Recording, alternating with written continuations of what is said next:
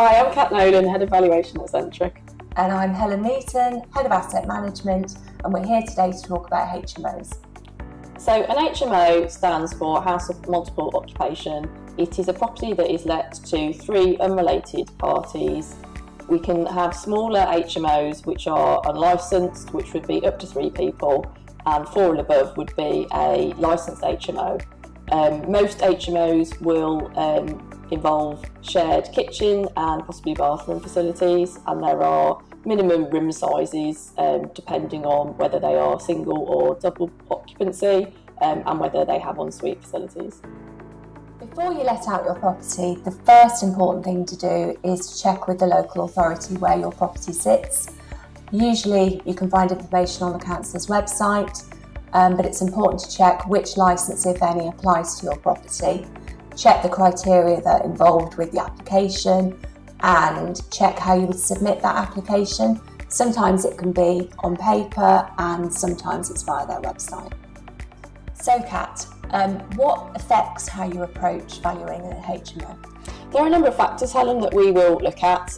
Firstly, the size of the HMO, so whether it falls into planning use class C3 or C4.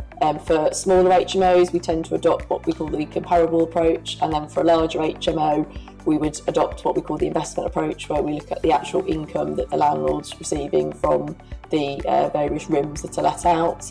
Another sort of important factor is whether the property is in an Article 4 area, which basically means that it would need planning consent to change between the 2 different planning use classes. We also would look at number of vacant rooms and potentially whether there's any work that's being proposed for the landlord proposes to do to the property. From an asset management perspective, what are the key health and safety regulations you would look at? So there's lots of things to kind of factor in, which I think is where landlords can fall down without using a professional agent. So if we are onboarding this type of portfolio, we would always complete a gap analysis, which would ensure that we have typically a gas safety certificate, an EICR, portable appliance testing. We would always complete an FRA for the property. Usually that would then bring up the need for a fire door survey. We would put fire alarm contracts in place, emergency light contracts. Again, it's important just to check with the local authority just in case they have any specific requirements, but typically those would be the items that we would have on our checklist. Sam, what would you expect the typical return on investment to be on a HMO? So there's no straightforward answer to this basically, Helen. The return on investment, or what we call the yield, is going to differ from property to property.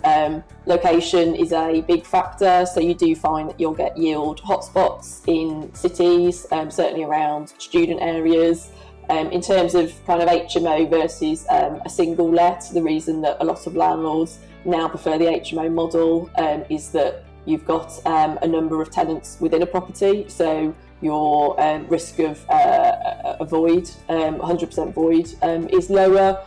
You can rotate your tenants, and also I think in certainly in bigger HMOs, sort of having the regulation means that everyone knows kind of where they stand, and it kind of really impacts on kind of quality. So obviously the HMOs that we see that have been fitted out to a very high specification do tend to get the best returns, and also they're the sort of product really that attracts the most market interest.